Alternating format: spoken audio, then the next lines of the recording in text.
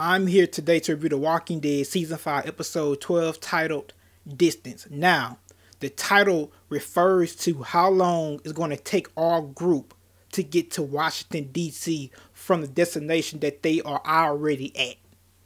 If I had to rate this episode, I would rate this episode a 9 out of a 10.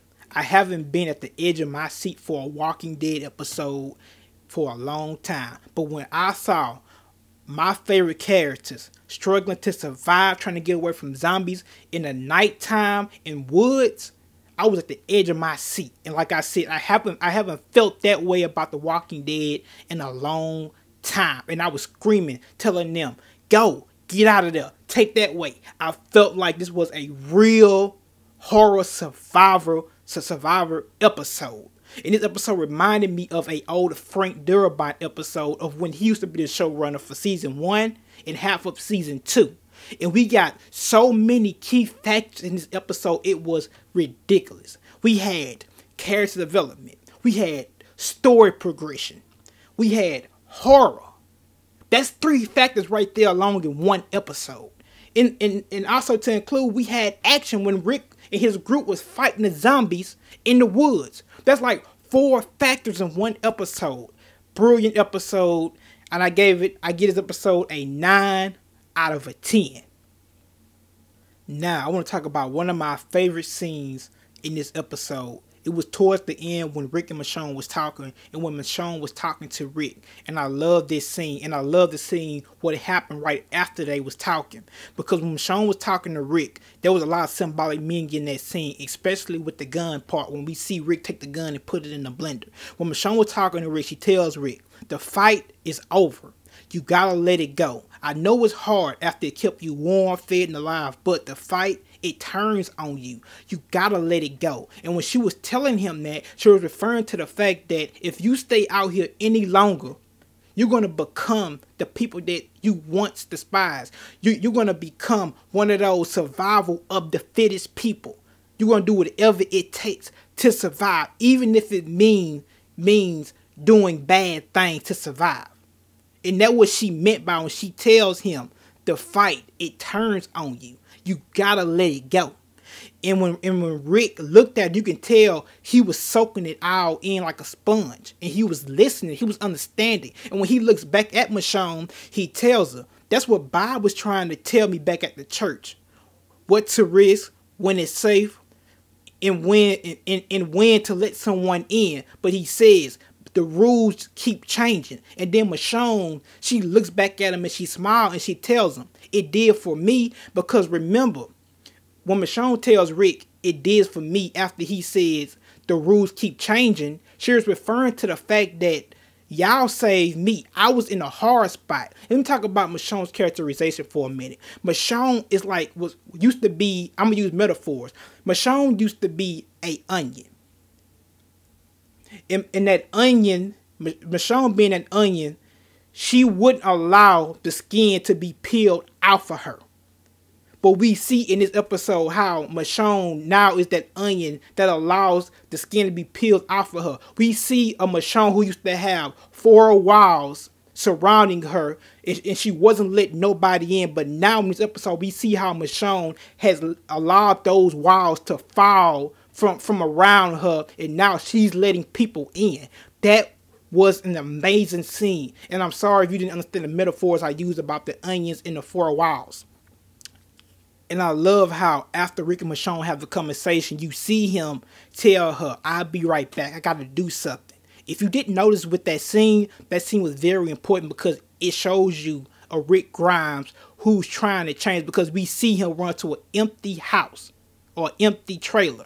And we see him take a black gun from out his gun holster and he puts it into a blender and put the top back on the blender. Now, if you look at the gun handle of that gun, you will see a J on that gun. Now, that J stands for Joe. Now, remember the Marauders, the people in season 4 that used to claim stuff. Now, if you see the J, if you would have looked on the handle of the gun, like I said, you see the J. That means Joe had claimed the gun, so he put his initials on the handle of the gun. And that's the same gun that we saw Rick holding. So that was Joe's gun that we saw Rick take and put it in the blender. And that right there was, that scene was referring to Rick trying to change, but also not wanting to be that Joe. Not wanting to be Joe in his group. Not trying to be that group that talks about it's survival of the fittest and you got to do whatever it takes to survive out here. And he know what Joe did with that gun. He know all the bad things Joe did with that gun. And Rick was down that path of being that next Joe. And we saw how he takes Joe's gun and he takes it and he put it in a blender and he just kind of gets rid of it. Now, I know some of you are going to ask me, okay, then why didn't he take the machete? Okay, we know Rick don't trust the Alexandria safety zone people just yet. So he needs one weapon. Now, he does have his revolver, but remember, that is Rick's revolver. Rick had the revolver ever since season 1. He had a revolver when he was in the police force. So he's going to keep that gun. That's his favorite weapon. But at the same time, back to the machete part. I know, like I said, y'all going to ask me why couldn't he keep the machete then? Remember, Rick revolver can only hold 6 bullets at a time.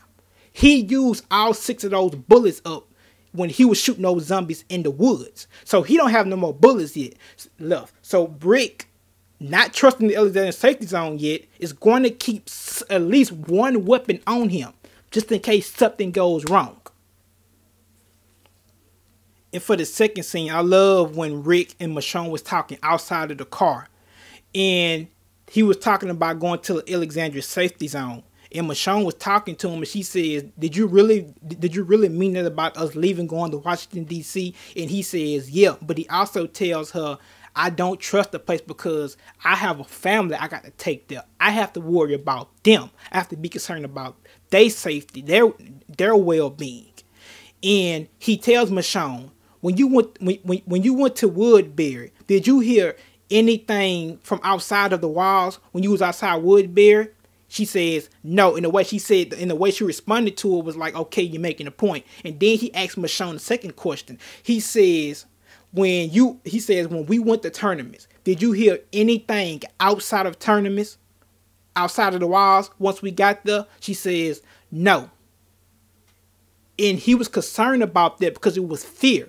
But notice at the end of the episode, once he arrived to Alexandria's safety zone, instead of him not hearing anything, like he asked Michonne about did she hear anything, notice how he hear kids outside playing, outside of the Alexandria safety zone. Therefore, giving him a good sign that this place could possibly be safe. And also by him hearing kids, he knows that it's safe because it's kids there and they haven't been harmed yet. And it sounds like they're having fun. And you can see the tears almost coming out his eyes because of happiness. And he couldn't express himself. And I love that scene.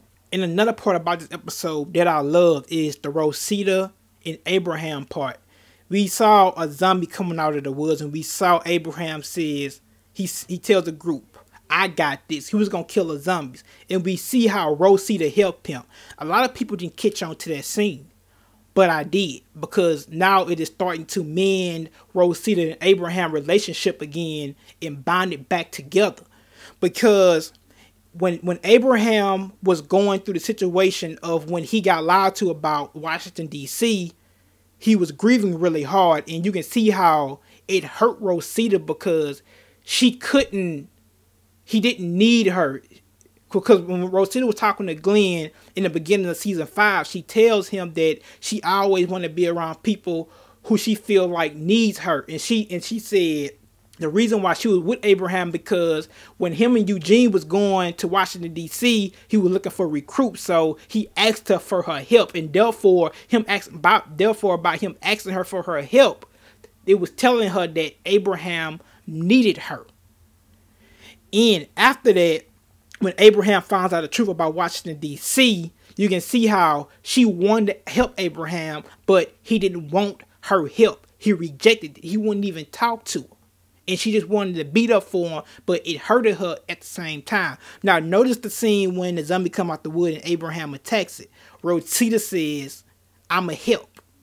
Notice how Abraham now allows Rosita to help him fight those zombies. But when he was grieving at first, he didn't allow her to try to help him and it hurt her. But when they fought those zombies and killed those 2 zombies, he allowed her to help him this time. And I love that scene because when they had gotten into the RV, he was talking to Rosita and he tells her, "Do you really think I was going to hurt you?" And she replies, "No, that's not you." Because it made her happy by Abraham allowing her to now help him again when he didn't want her to help him when he was grieving about the loss of Washington, D.C. and the cure that he once believed exists. So it was an amazing scene, and I love it. And like I said, when he was down on his knees in that road, he wanted help, but he didn't allow nobody to help him. And now he allowed Rosita to help him. And that's how the relationship is starting to mend and bond back together. And I love that scene. Second thing I loved about this episode is how Rick was proven to be wrong this time, because Rick always thought his ways of handling the situation was always right, but he was proven wrong. And I think that's why Carol told him at the end of the episode, even when you wrong, Rick, you right. But I love how he was wrong in this episode. He was wrong about the Alexandria safety zone, and also to mention that he was wrong about going on a different road, because the road that they went on had a whole bunch of zombies. Even though Aaron already told him we cleared a highway out already, we can go that way, we don't have to worry about the zombies. But he chooses to always take the back approach to stuff, or the back approach to stuff, because he don't trust people, or he don't trust the situation that they going into. Like with tournaments, when instead of him going through the front, he ends up jumping the fence. He don't go to the front entrance of tournaments. Now he decides to take a different road, and like Michonne tells him in this episode, "Do you believe that you're right? You could be wrong." Now notice how it backfires on him, because he tells Michonne in this episode, she says, "We need to go to Washington, D.C." And he says, "Your plan can end up getting us killed, and my plan can keep us safe." But notice, after he told Michonne that, there was another plan that they came up with to go on separate roads. Notice how he was wrong. He says, "Let's take this highway instead of the other highway that Aaron suggested." They end up going Rick's way, and they had a whole bunch of zombies there. And therefore, the same thing that he told Michonne earlier, your plan can end up getting us killed, and my plan can end up keeping us safe. Now notice how when they had the second decision, his plan almost ended up getting them killed by having them go on a different highway with a whole bunch of zombies on it. His plan almost got them killed instead of Michonne plan almost getting them killed. His plan almost did it. And I love how they brought Aaron into this episode. Aaron is an amazing character to me. He was so consistent in the words that he said. This guy was an amazing speaker. I mean, the way he was talking was like he was a car salesman. He was trying to sell you a car. He was selling this idea of Alexandria's safety zone to the group so well, and to the point where Rick had to punch him, because Rick realized it could have been true. But at the same time, Rick has fear in him, knowing that it could be a lie. But the way Aaron was talking, he was selling it so well, and to the point where Rick noticed the rest of his group members was literally buying into this Alexandria safety zone when Aaron was talking. So it kind of bothered Rick a little bit. So he decides to knock Aaron out with his right hand, or punch him with his right hand. And I love that scene. But the second thing I loved, and I don't know if y'all noticed this in this episode, is the fact that Aaron stated he needs Rick Grimes.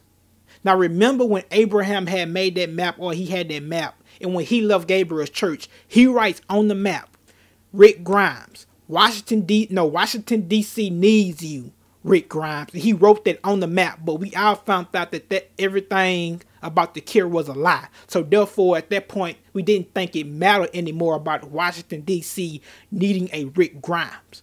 Now notice how Aaron now tells Rick, we need strong survivors like y'all. We need a strong group like y'all. Y'all was out here for 3 weeks, because it's revealed in this episode that Aaron was following them for 3 weeks, him and Eric. And he says, I noticed how y'all was hungry, but yet Y'all never turned on each other. And he says, we need a group like you, like y'all, a strong group. And he was letting Rick, and notice how he only called Rick by his name. Out of everybody else in the group, he only called Rick. So that tells you Aaron was letting him know, we need you, Rick Grimes. Just like Abraham put on that map, now there's another purpose now.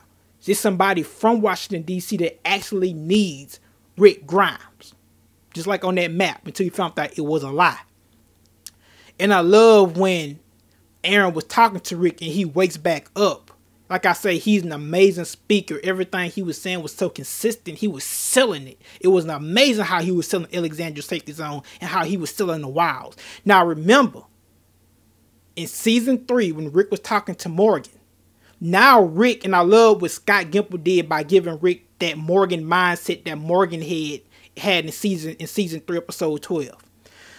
Notice when Aaron was talking to Rick's mind is somewhere else. His mind perspective has totally changed. Like I say, it's that Morgan mind perspective now. Now remember in season 3, when Rick was talking to Morgan, he was trying to tell Morgan to come back to the prison. He tells Morgan, you know there's a chance. That's what you can't square. And he says, that's what hurts, because he tells Morgan, you know it's a chance that you can change. You know it's a chance that you can be a different person, and that what hurts. That's why you don't want to leave and come with me to the prison. And then he tells Morgan again, you know there's a chance. Now, look at that scene with Rick in that scene now with Aaron. Aaron is telling Rick about the Alexandria safety zone. Rick knows there's a chance, like he told Morgan, but he can't square because he know it's a chance. And he's frightened by it because it might be a lie. And we see now how Michonne is that moral compass of the group. Michonne has now the situations are reversed. At first, Rick was the one telling Morgan about, you know it's a chance, and you know it's a chance, and that's why you scared. Now, it's Michonne telling Aaron and Michonne telling Rick, you know it's a chance, but you don't want to go through it. And I love how Michonne steps up to Rick in this episode and tells him, just stepping up to him in general and confronting him about the decisions that he's making. And you notice how Rick respects Michonne's decisions, or he respect what Michonne is telling to her, and you know that he never try to give her no back talk, because Rick knows at the end of the day, I know where Michonne's loyalty is at. I know this woman is loyal to me, so I'm gonna take what she said, and I'm gonna put what she said. I'm gonna take this and put it into consideration, because she might be right. And again, like I just stated, the reason why he just never gave her no back talk or try to go back and forth with her, because he know she's been down with me since season 3. He know that this woman is loyal to me. So she could be right. And I love the scene when Michonne was in the car and she started looking at the pictures. Notice how Michonne was investigating the pictures. And she asks Aaron, where is the people in the community? And he tells her that he was still developing that picture. Notice how Michonne asks Rick, did you ask him 3 questions? And then that's when Rick asks, that's when Michonne takes it on herself to ask Aaron, how many people have you killed? How many walkers have you killed? And he tells her. You notice how Michonne asks him that, because Michonne knows in her mind, if we get to this place and it's not what we think it is, that's on me. That bloodshed is on my hands, because I told Rick about going to this place. That's on me. So I'm gonna investigate these pictures, and I'm gonna make sure that this guy Aaron is who he say he is. And I love the character build up with Michonne's character. And then the situation when Aaron comes into the barn, Judith didn't make it no better, because all of a sudden Judith started crying, and that even put more pressure on us as a viewer, because now it has us thinking like, wow, Judith started crying as soon as this guy got into the barn, so you know something's not right. And I love what Scott Gimple and his writing team did with that scene, because it made us suspicious of that guy, because we haven't seen Judith cry in a long time. But when she started crying when that guy had got into that barn, it was a sense of tuition that this guy might not be who he say he is. So I love the scene when Judith started crying. I love that, and I love at the end of the episode when they was running, almost at the end of the episode when they was running through the woods, and we saw that jack-o'-lantern zombie when Rick had shot that flare, that fire flare into the zombie eye, and we saw his head lighting up like a jack-o'-lantern. I love the the effects for this episode. I love every single thing about this episode, and I love the final scene. I love is the tribute to Dale's RV, to Dale himself, because it shows you even though the characters that have died in The Walking Dead, well, it showed you that even though we have lost characters in the past in The Walking Dead, that these characters that have died still have some effect on the story, because what they taught our characters that we have now is still valuable, and they still use those resources. Because when the RV had broke down that Abraham was in, we saw Glenn working on the RV, and that was the same RV. It wasn't the exact same RV that Dale had, but it was the same model. And we saw how Glenn tells Abraham that, okay, we have voltage, it has another battery here that we can use. And then when he looked for the battery and he finds it, Abraham asks him, how you know about that? And you notice how it hurts Glenn because he don't want to talk about Dale's death, so he just say, he gets in the, he say get in, man. He takes the battery and hook it back up. So I love that by them playing tribute to Dale. And I love how they was on the road traveling, and you had the car behind them, and you had Dale's RV. That reminds me of season 1 of The Walking Dead when they was heading to the CDC lab, and also in the beginning of season 2 when you had Daryl driving his truck behind Dale's RV, and they was all traveling on the road together. I love that, and I love the humor. The humor in this episode was genius. I love how Aaron gets in there. He talks about how he wanted them to audition to come to Alexandria Safety Zone, but he says, I really don't mean audition. I mean, we do that on Fridays when he talks about dancing and stuff. The humor in this episode was a plus. It was definitely a plus. And Eric and Aaron relationship was amazing. I love how they arrived to the Alexandria Safety Zone. So overall, great episode. Loved every single thing about it. Nitpicks. I have a few nitpicks though. When Aaron talks to Rick, when they was inside the barn by themselves, when we saw Rick eat the baby food, and that was funny, by the way, when Rick had Aaron try the baby food, and Aaron tells him, no, I don't like applesauce. It's been like that ever since I was a kid. And then Aaron eats the applesauce, and then Rick tries it. In a way, Rick tries the applesauce. He was like, oh my God. He didn't say it, but he was like, oh my God, it's good. He tried, he put the spoon back in his mouth, and then he started feeding Judith the baby sauce. And that right there was an amazing scene. But here's my complaint about this episode. Aaron said that when Judith started crying, he tells Rick that you can come where I'm at, and only you will hear your baby crying because we have houses, letting Rick know that.